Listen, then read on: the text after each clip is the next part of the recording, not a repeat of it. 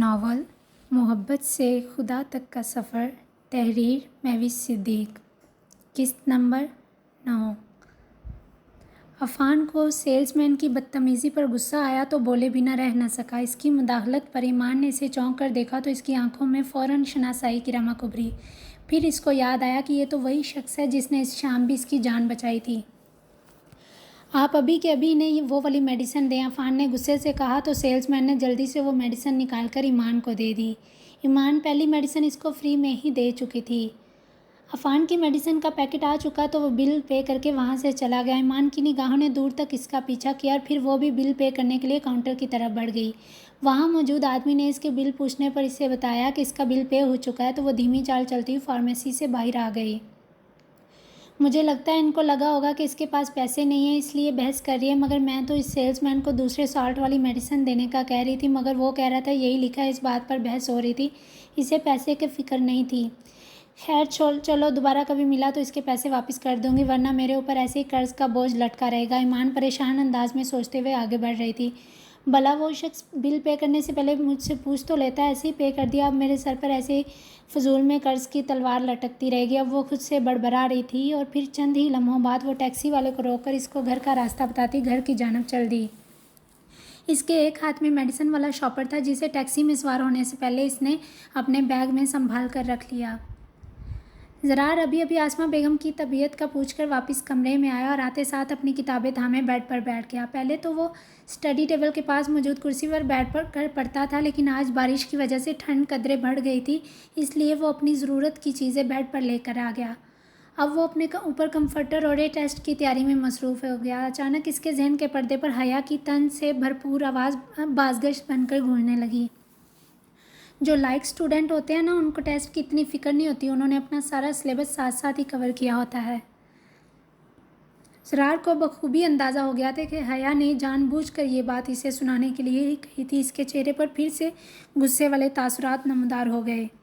अजीब, बदतमीज़, ज़िद्दी, बेवकूफ़ लड़की है, पता नहीं खुद को समझती क्या। वो अपने सर को नफ़ी में झटकते गुस्से से बड़बड़ाने लगा। अपने आप से कब से बातें करना शुरू हो गए ज़रार? अज़लान की आवाज़ पर ज़रार ने झटके से सर उठाकर देखा तो फ़ौरन गड़बड़ा कर रह गया। नहीं चाचू, वो मैं तो टेस्ट प्रिपेयर कर रहा था, आप आइए ना प्लीज़। ज़रार ने जल्दी से खुद पर काबू पाए इन्हें अंदर आने का कहा। अज़लान ने इसके सर पर मुस्कुराते हुए प्यार किया और फिर इसके पास ही बैठ गया। तुम्हारी स्टडीज़ कैसी चल रही हैं? जी चाचू, सही जा रही हैं। ज़रार ने अपनी बुक्स को साइड पर करते इन्हें अपने पास बैठने के लिए जगह फराहम की थी। चलो फिर तुम अपना टेस्ट प्रिपेयर करो, मैं चलता हूँ, अपना ख्याल रखना। अज़लान ने इसे टेस्ट तैयार करने का कहा और इसके सर पर दस्ते शफ़क़त रखते वहाँ से जाने लगा। ज़रार अज़लान के इस अंदाज़ पर धीरे से मुस्कुरा दिया। अच्छा सुनो, अफ़ान भाई की भी खैर खबर लेते रहा करो, ओके? अज़लान ने जाते हुए अचानक अफ़ान भाई का जिक्र किया ताकि वो उनके पास भी जाया करे, क्योंकि वो आजकल काफ़ी चुप चुप रहने लगे थे, इसलिए अज़लान को उनकी फ़िक्र लाहक हो रही थी। ज़रार उनसे बस खाने की टेबल पर ही मिलता था। इन बाप बेटे का रिश्ता बस सलाम दुआ की हद तक ही महदूद रह गया था। पता नहीं क्यों वो इनसे ज़्यादा फ्री नहीं हो पाता था। वो फ्री तो किसी से भी नहीं होता था मां सिवाय अज़लान और जिमल के।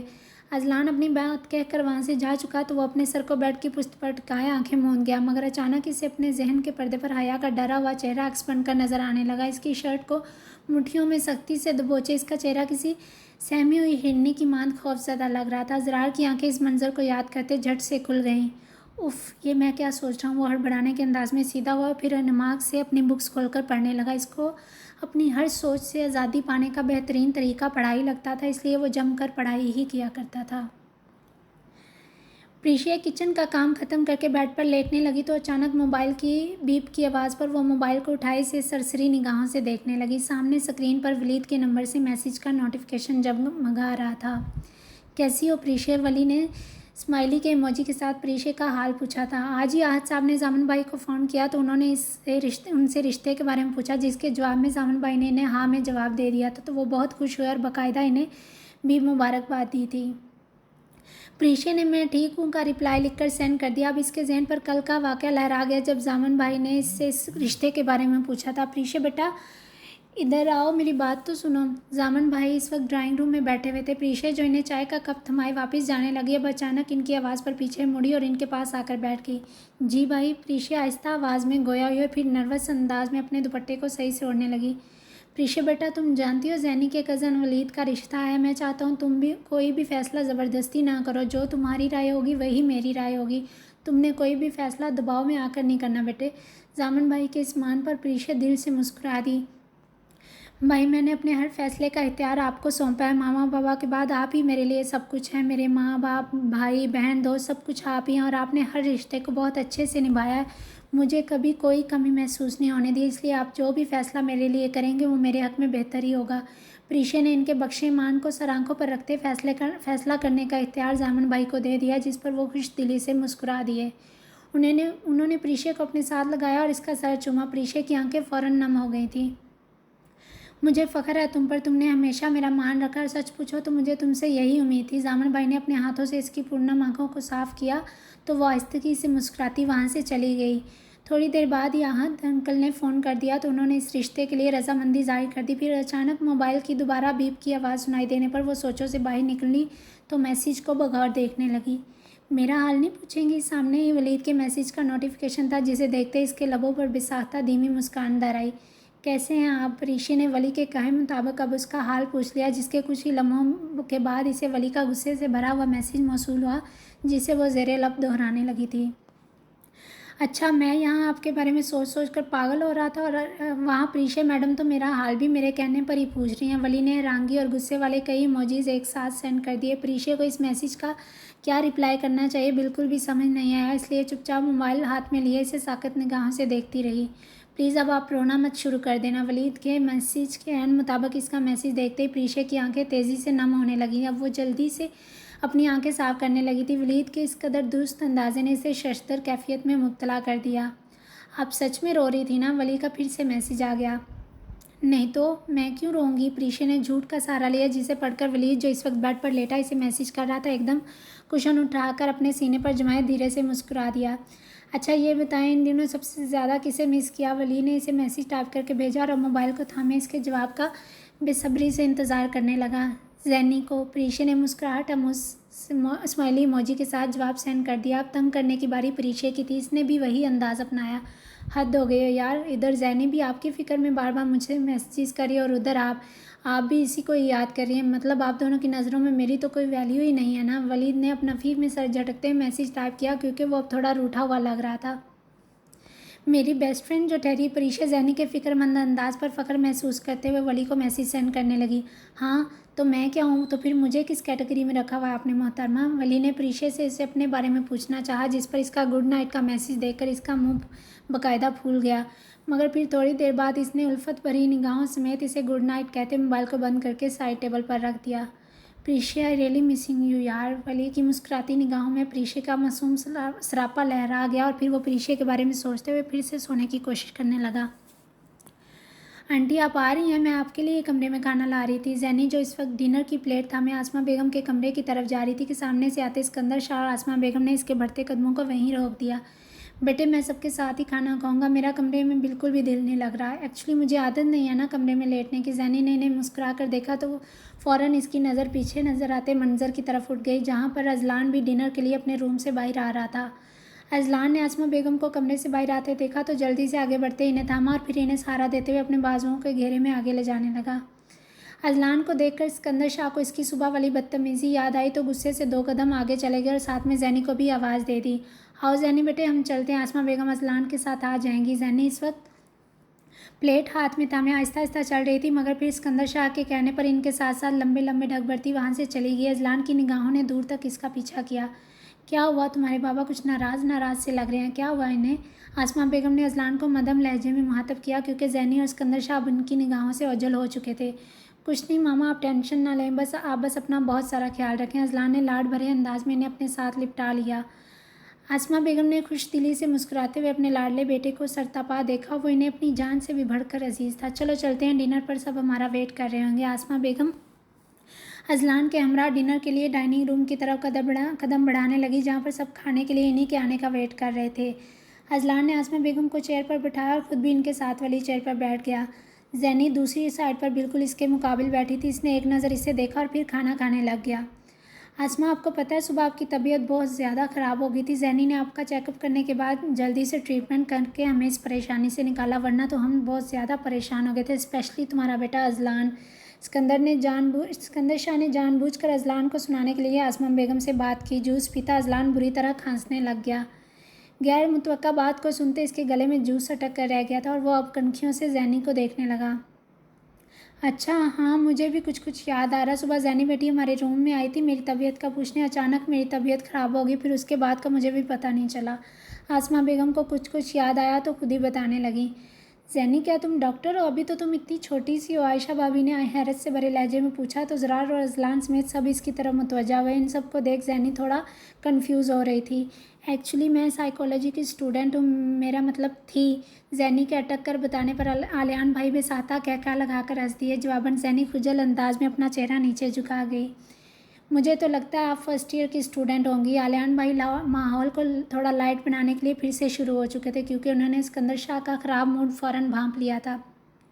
नहीं तो आलियान भाई, ग्रेजुएशन कंप्लीट कर चुकी हूँ मैं, अब तो एमएससी में एडमिशन लेना था मैंने। जैनी आलियान भाई के फर्स्ट ईयर स्टूडेंट कहने पर एकदम शॉक में आ गई, इसलिए तुन लहजे में वजाहत देने लगी। अगले ही लम्हे इन सबको डाइनिंग रूम में सिकंदर शाह की संजीदा आवाज़ अपनी समातों में सुनाई दी। जो भी हो बेटे, आपने आसमा बेगम का इमरजेंसी ट्रीटमेंट करके बहुत अच्छा काम किया, जीते रहो। सिकंदर शाह ने अपना हाथ बढ़ाए जैनी के सर पर प्यार दिया तो वो अपनी पूर्णम आंखों समेत धीरे से मुस्कुराने लगी थी। हमेशा खुश रहो बेटे। आसमा बेगम भी खुश दिली से मुस्कुराते हुए जैनी को दुआएं देने लगी। अभी थोड़ी देर गुजरी थी कि अचानक जैनी को छींक आई तो वो जल्दी से टिश्यू बॉक्स से टिश्यू पेपर उठाने लगी। अभी वो दूसरा टिश्यू उठा ही रही थी कि अज़लान को भी छींक आने लगी। वो भी जल्दी से टिश्यू उठाने लगा। दोनों के हाथ एक पल के लिए मिस हुए तो दोनों ही एक दूसरे को देखने लगे। जैनी को अज़लान की निगाहों में इस वक्त सिर्फ सर्द तासरात महसूस हो रहे थे। बारिश तो आज बहुत हुई है, लेकिन लगता है इस तरफ तो बिन बादल बरसात बरस रही है। आलियान भाई के मज़ाहिया तबसरे पर सब हंस दिए। इस बार तो अफ़ान भाई भी अपनी मुस्कुराहट पर काबू ना रख पाए। इनको मुस्कुराते देख ज़रार को यकगुना सुकून महसूस हुआ, क्योंकि अफ़ान को देखते ही इसे फ़ौरन रात को अज़लान की कही गई बात याद आ गई थी।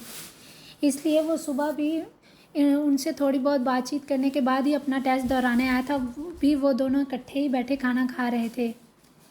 मामा, आपने मुझे बारिश में नहीं जाने दिया। अब देखें, मुझे स्नीजिंग हो रही है। अजी अंकल और जैनी आंटी को भी हो रही है। आहिल ने खाना खाते हुए अज़लान और जैनी को एक साथ छींकते हुए देखा तो आयशा भाभी से कंप्लेन करने लगा। दोनों की निगाहें एक बार फिर आपस में टकराईं, मगर इस बार जैनी फ़ौरन अपना चेहरा झुका गई, क्योंकि इसको फिर से छींक आ चुकी थी। अपनी हालत को देखकर वो कुर्सी पीछे खींचती वहाँ से उठ बैठी। आंटी, मैंने खाना खा लिया, अपने रूम में जा रही हूँ। जैनी अज़लान की साथ निगाहों से कंफ्यूज हो रही थी। जैनी को आज इसका मूड कुछ अच्छा नहीं लग रहा था, इसलिए इसने यहाँ से उठना ही मुनासिब समझा। बेटा, मेडिसिन ले लेना, वरना तबीयत ज़्यादा ख़राब हो जाएगी। सिकंदर शाह ने इसे मेडिसिन लेने की ताकीद की। जवाबन वो जी अंकल कहकर अभी वहाँ से जा ही रही थी कि अज़लान को भी छींक आ गई तो सब बेसाता कहका लगाकर हंसने लग गए। इसको भी मेडिसिन दे देना। आसमा बेगम ने अज़लान की तरफ इशारा किया। जैनी जो वापस मुड़कर अभी कुछ कहने लगी थी कि अज़लान इसके जवाब देने से कबल ही अपनी चेयर पीछे घसीट कर उठा और लंबे लंबे डग भरता वहाँ से चला गया। अरे वली, आओ ना यार। अंस ने वलीद को अंदर आने का कहा। आज वलीद बिना बताए अंस के ऑफिस आ गया था। वो शायद मीटिंग में मसरूफ़ था, इसलिए वली ने वापस जाने के बजाय इधर ही इंतज़ार किया, क्योंकि इसे इस वीडियो की इन्वेस्टिगेशन की प्रोग्रेस का पूछना था। यार, तुम मुझे एक फ़ोन या मैसेज कर देते, मैं अपनी मीटिंग कैंसिल करके बाहर आ जाता। अंस वली को इंतज़ार करते देखकर बार बार शर्मिंदा हो रहा था। ये रिसेप्शनिस्ट ने भी मुझे फ़ोन नहीं किया, इसको भी मैं अभी अच्छी खासी सुना कर आया हूँ। अंस को समझ नहीं आ रहा था कि अपना गुस्सा कैसे निकाले, क्योंकि इसकी वजह से इसका दोस्त इतनी देर बाहर वेटिंग एरिया में गैरों की तरह बैठा रहा। इसकी बात को वलीद ने बीच में ही काट दिया। यार, उसकी गलती नहीं है, तुम एवं ही उस बेचारे को सुना कर आए हो। वली ने इसकी शर्मिंदगी कम करना चाहिए। तुम इसकी साइड मत लो, मुझे पहले इस पर बहुत गुस्सा आ रहा है। इसकी बात पर वलीद फिर हंसते हुए गया होगा। यार, साइड नहीं ले रहा। उसने कहा था कि सर ज़रूरी मीटिंग अटेंड कर रहे हैं, आप अपना नाम बता दें, मैं सर को इन्फॉर्म कर देता हूँ। मैंने कहा मैं बैठकर इंतज़ार कर लेता हूँ, कोई बात नहीं। वली ने रिसेप्शनिस्ट से हुई बात की वजाहत कर दी। इसी दौरान एक मुलाजिम इनके लिए स्नैक्स और चाय वगैरह की ट्रे वहाँ रखते वापस जा चुका था। वो दोनों इसके ऑफिस में मौजूद सोफ़ों की तरफ बढ़ गए। चलो खैर छोड़ो यार, तुम्हारा बिज़नेस सेटल हो गया या नहीं? अंस ने वली से उसके काम की बाबत पूछी। अभी तो कर ही रहा हूँ, अब तो बाबा भी यहाँ आ गए, वो भी साथ संभाल रहे हैं, इसलिए मैं थोड़ा फ्री हुआ तो सोचा तुम्हारी तरफ चक्कर लगा रहा हूँ। वली ने आज साहब की आमद का बताया और साथ में मौजूद टेबल पर रखा चाय का कप उठाया, हल्के हल्के सिप लेने लगा। ये तो सही हो गया कि अंकल यहाँ सेटल हो रहे हैं, जितना मर्जी बाहर घूम फिर लें, अपना मुल्क हमेशा अपना ही होता है। जो इज़्ज़त, तहफ़्फ़ुज़ और पजीराई हमें यहाँ मिलती है, वो वही चीज़ बाहर के मुल्कों में कहाँ मिलती है भला। अब अंस भी इसके साथ हल्की फुल्की गपशप में हिस्सा लेने लग गया। वली के ज़हन में फ़ौरन ज़ैनी का कहा हुआ जुमला गूंजने लगा, वली एक दिन पाकिस्तान तुम्हें दुनिया का बेहतरीन मुल्क लगेगा, लगा लो शर्त। ज़ैनी ने बड़े फ़ख्रिया अंदाज से ये जुमला इसे कहा था, क्योंकि वह बार बार इसको चढ़ा रहा था कि यहाँ कितनी लोड शेडिंग हो रही है, नौकरियाँ नहीं हैं, वसाइल नहीं हैं, गैस पानी पता नहीं हो और कितने मसाइल हैं, फ़लाँ फ़लाँ। इसके जवाब में ज़ैनी ने इसे पाकिस्तान के कितने ही कुदरती वसाइल एक साथ गिनवा दिए थे। वली तुम्हें पता है, कोई भी मुल्क ऐसा नहीं है जैसा पाकिस्तान है। देखो, इसके एक तरफ समुंदर है जिससे वो तजारत करके मशरिक़ वस्ता के ममलक से काफ़ी ज़र मुबादला कमा सकता है, क्योंकि उनकी हदूद किसी समुद्री रास्ते से नहीं मिलती। इसी तरह यहाँ पे सैर व सियाहत के लिए बेशुमार जगह हैं। अगर कोई इन इलाकों में होटल्स या पार्क्स बना ले तो कमाई का एक बेहतरीन ज़रिया साबित हो सकते हैं। अगर उसकी ज़रख़ेज़ ज़मीन की तरफ देखें तो यहाँ हर चीज़ उगती है। अल्लाह ने इस सरज़मीन को ऐसा बनाया है कि यहाँ चावल, कपास, गन्ना, मकई, ज्वार, बाजरा, गंदम वगैरह हर किस्म की अजनास यहाँ उगती हैं। अगर तेल को देखें तो वह भी कई जगह से निकलता है। यहाँ पाकिस्तान में कोयले की खान और नमक पूरी दुनिया में सबसे ज़्यादा इधर ही पाया जाता है। इसी तरह गैस भी बलूचिस्तान के काफ़ी इलाकों में वाफर मिकदार में मौजूद है। और भी न जाने कितने ही मसाइल अल्लाह ताला ने इस मुल्क को दिए और तुम कहते हो यहाँ कुछ भी नहीं है। वली, अगर पाकिस्तान को सही से कोई चलाने वाला बंदा मिल जाए ना, तो फिर देखना पाकिस्तान की इज़्ज़त दुनिया में फिर से वैसे ही कायम हो जाएगी जितनी इसकी इज़्ज़त 60s में थी। कहाँ खो गए? अंस ने वली के आगे हाथ की चुटकी बजाकर इसे ख्यालों की दुनिया से बाहर निकाला, जो न जाने कब से ज़ैनी की बातों को ही सोचे जा रहा था। कहीं नहीं यार, तुम बताओ, कुछ नया पता चला इस वीडियो के बारे में? वली ने सीधा बैठते कप को वापस टेबल पर रखा और फिर संजीदगी से भरपूर तासरात समेत अंस से इस वीडियो की रिपोर्ट के बारे में पूछने लगा। पिछले कुछ दिनों से इस नए काम में मसरूफ़ होने की वजह से यह काम थोड़ा पीछे रह गया था। यार वली, बारहा कोशिशों के बावजूद वो शाज़ेब मुंह नहीं खोल रहा। मैंने बहाने से कितने ही बंदों को इसके पास भेजा है, मगर वो कुछ बताता ही नहीं है, बस वहाँ कर जाता है। अंस ने यासियत से भरे लहजे में आगाह किया। अच्छा, मुझे लगा शायद कुछ प्रोग्रेस हुई हो इस मामले की तहकीक में। वली ने गहरा सांस फिज़ा में खारिज करते मायूसी का इजहार किया, क्योंकि वो ये बात सुनकर अजहद परेशान हो गया था। तुम इस मामले की ओपनली तहकीक भी तो नहीं करवाना चाहते, बस इसीलिए प्रॉब्लम हो रही है? वरना तो FIA का एक प्रोसेस होता है, इससे सारा मामला फ़ौरन खुलकर सामने आ जाता है। किसी तो और मीडिया में ये खबर ना फैल जाए, इसलिए तुमने मना किया है मुझे, वरना मैं तो इस लड़के को कब से कह चुका होता। अंस ने एक बार फिर वही बात दोहराई, क्योंकि वो चाहता था इस केस की ओपनली इन्वेस्टिगेशन करवाई जाए, मगर वली ने इनकार कर दिया, क्योंकि इसे इब्राहिम साहब ने ऐसा करने से साफ मना कर दिया था और वो इनकी इजाज़त के बगैर अकेले इतना बड़ा कदम उठा नहीं सकता था। चलो खैर, अगर कोई क्लू मिले तो फिर बताना मुझे, मैं चलता हूँ, अल्लाह हाफिज़। वली ने एक दो बातों के बाद इससे अलविदाई कलमात कहे थे और फिर अपनी कार पार्किंग से निकालने के लिए पार्किंग लॉट की जाना बढ़ गया। ईमान क्लास की अटेंडेंस लेने के लिए डाइस की तरफ बढ़ी और फिर चंद ही मिनटों में सारी क्लास की अटेंडेंस ली। इसके बाद फिर वो मामूल के मुताबिक अपना लेक्चर स्टार्ट करने लगी। आज की लेक्चर की हदीस मुबारक ये है। ईमान ने इनकी तवज्जो वाइट बोर्ड की तरफ मबजूल करवाई और फिर खुद ऊंची आवाज़ में पढ़ते हुए एक हदीस लिखने लगी। अन अबी हुरैरा काल रसूलुल्लाहि मा नकसत सदक़त मिन मालिल व मा ज़ादल्लाहु बिअफ़्फ़ि इल्ला अज़ा व मा तवाज़ा अहद इल्लल्लाहु रफ़अहुल्लाहु।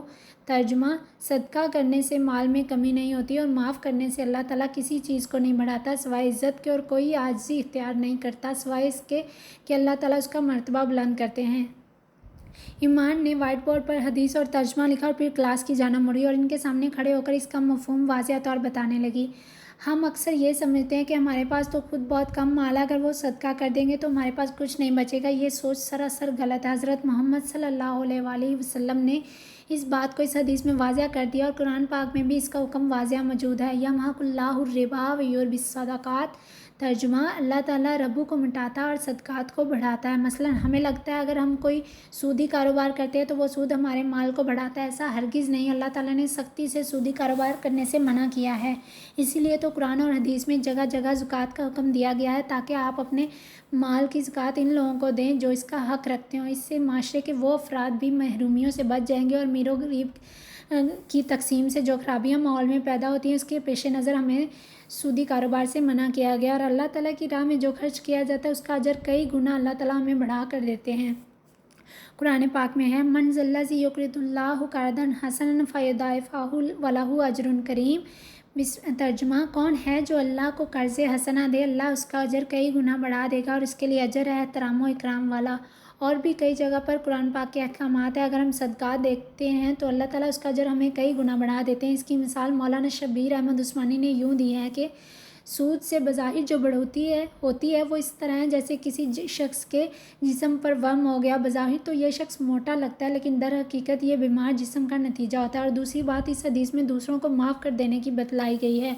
अगर आप किसी की गलती को दरगुजर करके इसे माफ़ कर देते हो तो इसमें हमारी शान में कमी नहीं आएगी, बल्कि लोगों की नज़रों में आपका वक़ार और इज़्ज़त बढ़ जाएगी। हमारे नबी मोहम्मद सल्लल्लाहु अलैहि वसल्लम ने कितने ही लोगों को अपनी ज़िंदगी में माफ़ करके बेहतरीन उसवा कामल का नमूना दिया। ऐसे ही फ़तह मक्का के मौका पर भी आम माफ़ी का ऐलान किया गया था और नबी सल्लल्लाहु अलैहि वसल्लम के चचा हमज़ा के कातिल वहशी बिन हर्ब को भी आपने माफ़ किया। और माफ़ करने वाला शख्स अल्लाह के नज़दीक पसंदीदा बंदों में शामिल हो जाता है। मुस्तदरिक हाकिम की रवायत है जिसमें 3 बातें होंगी, उसे अल्लाह अपनी खुसूसी रहमत में जगह देंगे। अल्लाह की नेमतों का शुक्र अदा करने वाला, कादिर होने के बावजूद माफ़ करने वाला, जब गुस्सा आए तो खामोश हो जाने वाला। अब आप खुद देखें माफ़ करने का अजर किस कदर बड़ा है। और तीसरी बात, इस हदीस में आजिज़ी के बारे में बयान किया कि अल्लाह ताला ये नेमत किसी बंदे को अता करते हैं, ये इंसान की अपनी अता करदा नहीं है, ये साफ महज अल्लाह ताला की अता करदा नेमत है। ये अतिया खुदाबंदी है जो बहुत खुशकिस्मत लोगों के हिस्से में आता है। नबी सल्लल्लाहु अलैहि वसल्लम ने आजिज़ी का बेहतरीन नमूना पेश किया। अपनी ज़िंदगी में आप सल्लल्लाहु अलैहि वसल्लम अपना हर काम खुद किया करते थे। आप सल्लल्लाहु अलैहि वसल्लम बच्चों के पास से गुजरते तो उनको सलाम कहते और इनसे प्यार फरमाते। इसी तरह जब किसी बुद्धू ने आपको किसी बच्चे को प्यार करते देखा तो कहने लगा कि मेरे 10 बच्चे हैं मगर मैंने इनसे कभी प्यार नहीं किया। आपने फरमाया, मन ला यरहम ला युरहम, जो किसी पर रहम नहीं करता उस पर रहम नहीं किया जाता। आप सल्लल्लाहु अलैहि वसल्लम की आजिज़ी और इनकिसारी को देखकर हमें इससे सबक हासिल करना चाहिए कि फ़ख्र और गुरूर से किसी की भी भलाई नहीं होती। एक और हदीस मुबारक में दर्ज है, जिस शख्स के दिल में राई बराबर भी तकब्बुर होगा वो जन्नत में नहीं जाएगा। इसलिए हमें फ़ख्र और गुरूर से हमेशा बचने की कोशिश करनी चाहिए। ईमान चंद 1-2 बातों के बाद अपने लेक्चर को इख्तिताम तक पहुँचाती क्लासरूम से बाहर आ गई। कैसी हो प्रीशियस? जैनी वापस कमरे में आकर अभी फर्स्ट एड बॉक्स से मेडिसिन निकाल ही रही थी कि जब ही अचानक इसका फ़ोन बज उठा। स्क्रीन पर प्रीशिया का नाम जगमगाते देखकर इसने फ़ोन रिसीव करते इसकी खैरियत दरियाफ्त की। मैं तो ठीक हूँ यार, तुम कैसी हो? प्रीशिया की आवाज़ थोड़ी भराई लग रही थी। इसने कितने दिनों बाद जैनी की आवाज़ सुनी थी, इसलिए तकरीबन रो देने को थी। अच्छू, इसके जवाब देने से पहले ही ज़ैनब को फिर छींक आ गई। तुम पक्का बारिश में भीगी हो ना? प्रीशिया के दुरुस्त अंदाजे पर जैनी मुस्कुरा दी मगर बोली कुछ नहीं। इसने जवाब देने के बजाय बात ही बदल दी। वलीद से बात हुई तुम्हारी? जैनी ने वलीद का जिक्र छेड़ दिया। हाँ यार हुई थी, मगर मैं तुम्हारे लिए बहुत परेशान हूँ। कैसी हो तुम? और वो अजलान भाई कैसे हैं? और वो तुम्हारे साथ ठीक तो रहते हैं ना? प्रीशिया के फ़िक्रमंद अंदाज पर जैनी एकदम खुश तो हुई मगर उसके कुछ भी कहने से पहले इसे फिर से छींक आ गई। तुम मेडिसिन तो लो पहले, मैं फिर डिटेल में बात करूंगी तुमसे। प्रीशिया ने फ़ोन रखने से पहले इसे याद से मेडिसिन लेने की ताकीद की। ओके ठीक है, मैं मेडिसिन ले लेती हूँ। जैनी ने इसे अपनी तरफ से तसल्ली दिलाई। अच्छू, जैनी अभी मेडिसिन ले ही रही थी कि अजलान भी छींकता हुआ अंदर कमरे में आया और दराज से एक फ़ाइल निकालने लगा। जैनी ने एक गिलास पानी भरने के बाद मेडिसिन प्लेट में डाले अजलान के सामने रखी और ख़ुद बिना कुछ कहे कमरे से बाहर चली गई। अजलान ने स्पॉट तासरात समेत पहले मेडिसिन देखी और फिर वहाँ से जाती जैनी को देखकर प्लेट को दूसरी तरफ खिसकाते फ़ाइल हाथ में थामे कमरे से बाहर चला गया। इस वक्त इसके चेहरे पर हद दर्जा गुस्सीले तासरात नुमायाँ हो रहे थे। सिकंदर शाह का नाराज़ अंदाज इसे किसी तौर बर्दाश्त नहीं हो रहा था। इसे फिर से वो सब याद आ गया, किस तरह इसने इस वीडियो के लीक के बाद सफ़र किया और अभी भी कर रहा है। इसके जहन के पर्दे पर शाम का वाक़या अक्स बनकर लहराने लगा। इसके बाद से इसका मूड पूरी तरह बिगड़ चुका था। वो अपने ख़राब मूड का कभी भी घर वालों पर असर नहीं पड़ने देता था, मगर पता नहीं क्यों वह जैनी से लाख चाहने के बावजूद अपना आप छुपा नहीं पा रहा था। इसके जहन के पर्दे पर अपनी नई फिल्म का को स्टार छा गया तो इसे फिर से सख्त गुस्से ने आन घेरा। यार ऐसे ही प्रोड्यूसर ने इस मूवी में टीना मैडम को ले लिया, इससे ज़्यादा प्यारी तो अजलान सर की रियल वाइफ है। और इस वीडियो में इनके चेहरे की चमक, दोनों यंग एक्टर इकट्ठे बैठकर बातें कर रहे थे कि अचानक अपने ऑफिस की तरफ वापस आते अजलान ने इनकी ये बात अपने कानों से सुन ली, क्योंकि आज की बाकी की शूटिंग बारिश की वजह से कैंसिल हो चुकी थी। ये बातें सुनकर इसका चेहरा हद दर्जा गुस्से से सुर्ख पड़ गया और अब वो अपनी मुट्ठियाँ सख्ती से भींचे बकायदा इनके रूम में दाखिल हो चुका था। सर आइए ना प्लीज़, इन दोनों ने यंग एक्टर ने घबराए लहजे में इसे मुखातब किया। तभी अजलान ने जवाबन एक ज़ोरदार थप्पड़ इसके चेहरे पर जड़ दिया। वो दोनों तो हक्का बक्का ही रह गए। आइंदा खबरदार मेरी पर्सनल लाइफ के बारे में कभी डिस्कस किया तो यहीं ज़िंदा ज़मीन में गाड़ दूंगा तुम्हें, समझे तुम। अजलान की तेज़ धार के साथ साथ इसकी खूनखुआर आंखें इन दोनों के चेहरे पर गड़ी हुई महसूस हो रही थी। अब वो दोनों लड़के अजलान की उसीली निगाहों को देखकर खज़ां रसीदा पत्ते की मांद कांप रहे थे। I am so sorry sir, आइंदा ऐसा कभी नहीं होगा। दूसरे लड़के ने फौरी माजरत की। अजलान ने इसे भी सख्त घूरी से नवाजा। तुम दोनों अब इस फिल्म का हिस्सा नहीं हो, दफ़ा हो जाओ यहाँ से, इससे पहले कि मैं तुम लोगों की चमड़ी उधेड़ कर रख दूँ। निकल जाओ यहाँ से। अजलान ने इन दोनों को खड़े खड़े काम से निकाल दिया। इसका गुस्सा सातवें आसमान को छू रहा था। अपनी बीवी के बारे में इस तरह के कमेंट सुनते ही गुस्से के मारे अजलान की कनपटी की रगें तनकर फूल चुकी थी। इसकी आवाज़ सुनकर अंदर आता प्रोड्यूसर फ़ौरन समझ चुका था कि ज़रूर अजलान ने इनकी कोई गैर अखलाकी हरकत देखी होगी, इसलिए इन्हें फायर किया होगा। इस वक्त वो दोनों उम्मीद तलब निगाहों से प्रोड्यूसर की तरफ देख रहे थे कि शायद वो इनके लिए कोई मिन्नत समाजत करे, मगर सब अजलान को अच्छी तरह जानते थे कि अजलान जैसा असूल परस्त बंदा अगर कोई बात एक दफ़ा कह दे तो वो लोहे की सिल की मांद पक्की होती है। वो अपनी बात से 1 इंच भी आगे पीछे नहीं हटता था। इसलिए इस प्रोड्यूसर ने अजलान से कोई भी सवाल किए बिना इन दोनों को फ़ौरन यहाँ से निकल जाने का कह दिया। अजलान इन लड़कों के जाने के बाद बिना किसी से कुछ कहे वहाँ से जा चुका था, क्योंकि इसके आज के तमाम शूट कैंसिल हो चुके थे। अचानक ज़मान की आवाज़ पर अजलान अपनी सोचों के भंवर से बाहर आया और इसे फ़ाइल देकर दाखिली दरवाजे से वापस घर के अंदर आ गया। ज़मान इस फाइल को लेकर अपने घर के लिए निकल चुका था। अजलान धीमे धीमे कदमों से चलता राहदारी अबूर कर रहा था। अब इसका रुख अपने कमरे की जानब था, मगर इसके जहन पर अभी तक इन लड़कों की बातें हथौड़े की मांदकारी ज़रबे लगा रही थी। इसके चेहरे के तासरात इस वक्त किसी को भी कच्चा चबा जाने के मुतरादिफ लग रहे थे। इब्राहिम, कमरे में जाकर आराम कर लें। सारा बेगम ने स्टडी रूम की कुर्सी की पुश्त पर टेक लगाए आंखें मूंदे इब्राहिम साहब को नरम लहजे में मुखातब किया। चंद ही सेकंड के बाद उन्होंने अपनी शिद्दत से मूंदी हुई आंखें खोल दी। कैसे करूँ आराम सारा, मुझे तो अब नींद ही नहीं आती। इब्राहिम साहब के लहजे में शिकस्तगी का अंसर तारी लग रहा था। मुझे पता है आप जैनी के बिना नहीं रह पाते, इसीलिए आपकी ये हालत हो गई है। सारा बेगम इब्राहिम साहब की इस हालत पर तड़प कर रह गई। अब वो इब्राहिम साहब को देखते इनके झुके हुए कंधे पर अपना हाथ रखे भीगे लहजे में गोया हुई। सारा, मेरे सामने इनका उसका नाम मत लिया करें, इसने मेरा सारा मान तोड़ कर रख दिया। इब्राहिम साहब का लहजा रंधा हुआ लग रहा था। आपको पता तो है इब्राहिम, जैनी बहुत हसास है, वो आपको बहुत याद करती है। मेरे मोबाइल पर रोज़ इसकी इतनी कॉल्स आती हैं, ज़रूर आपके मोबाइल पर भी आती होंगी। आप उससे एक दफ़ा बात कर लें, आप खुद को काफ़ी हद तक बेहतर महसूस करेंगे। सारा बेगम ने जैनी की कॉल्स का बताना चाहा। सारा, बाबा यहाँ से नाराज़ होकर चले गया, वो मुझसे बात तक नहीं कर रहे, और सबसे ज़्यादा दुख तो मुझे बाबा जान की इस बात ने दिया है कि उन्होंने कहा है कि वो मेरे नक्शे कदम पर चली है। क्या मैंने कभी कुछ गलत किया था? सारा, दाऊद साहब की इस बात पर ने इब्राहिम साहब का दिल तोड़ कर रख दिया था। वो पूर्णम आंखों समेत बाकायदा सारा बेगम से इस्तफसार कर रहे थे। नहीं इब्राहिम, इस सब में आपकी कोई गलती नहीं थी, ये तो मेरा ही बुरा नसीब था जो आपसे टकरा गया। सारा बेगम इब्राहिम साहब की हालत देखकर खुद के साहब पर काबू ना रख पाई। अब वो आंसुओं समेत रो रही थी। सारा, आप इब्राहिम साहब ने अब सारा बेगम के रुखसारों पर तेज़ी से बहते आंसू देखे तो फ़ौरन चेयर से उठ खड़े हुए। वो कहाँ बर्दाश्त कर पाते थे इनकी आंख में बहता एक भी आंसू, मगर सारा बेगम अपनी बात कहकर इन्हें पूर्णम आंखों से देखते फ़ौरन वहाँ से चली गई। उनके भयानक माजी ने आज उन्हें इस मकाम पर लाकर खड़ा किया था। वो अपने इस माजी को कतई याद नहीं करना चाहती थी, जिसकी वजह से आज इब्राहिम साहब की ऐसी हालत हो गई थी।